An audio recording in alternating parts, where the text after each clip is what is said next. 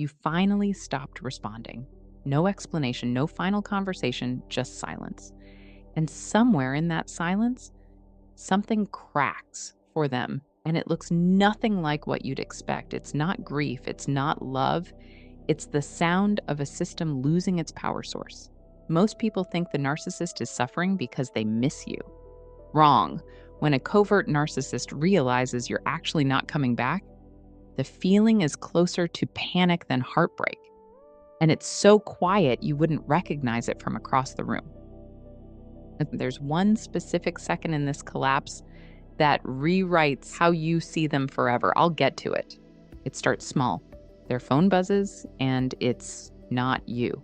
Their phone doesn't buzz at all, and it's still not you. They check the read receipt from the last message they sent, the one that was supposed to reel you back in. Seen. Nothing. They refresh. They check their other account. They check yours. Still nothing. At first, they tell themselves you're playing a game. You're testing them.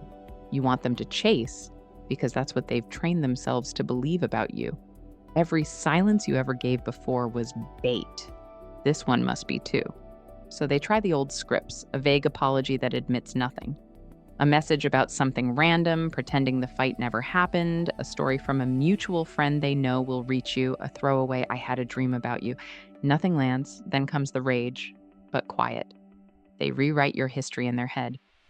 Suddenly, you are always unstable, always ungrateful, always the problem. They tell one friend, then another. They start building the case.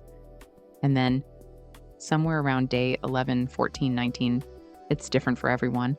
They're alone in a car or a kitchen or the shower. And it hits them, not as a thought, but as a cold feeling in the chest. You aren't missing them. You aren't waiting. You just left. And the version of you that used to absorb everything they did, she isn't in there anymore. That cold feeling has a name. Psychologists call it narcissistic collapse, the moment the covert narcissist's internal mirror breaks. Heinz Kohut first described it in 1971 as narcissistic injury, the panic that hits when the reflection stops reflecting back. Because you weren't a person to them. You were a regulator. You absorbed their shame, inflated their ego, forgave the silent treatments, accepted the crumbs. Your nervous system did the work their nervous system never learned to do alone. When you leave without a fight, you take that regulation with you.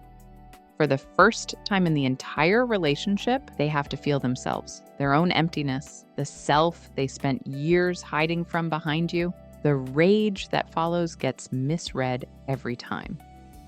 What looks like heartbreak is panic with no one left to regulate it.